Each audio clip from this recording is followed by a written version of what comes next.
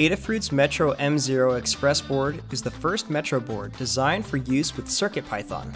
CircuitPython is Adafruit's beginner-oriented version of MicroPython, which is a small but full-featured version of the popular Python programming language created specifically for use with board-level circuitry and electronics.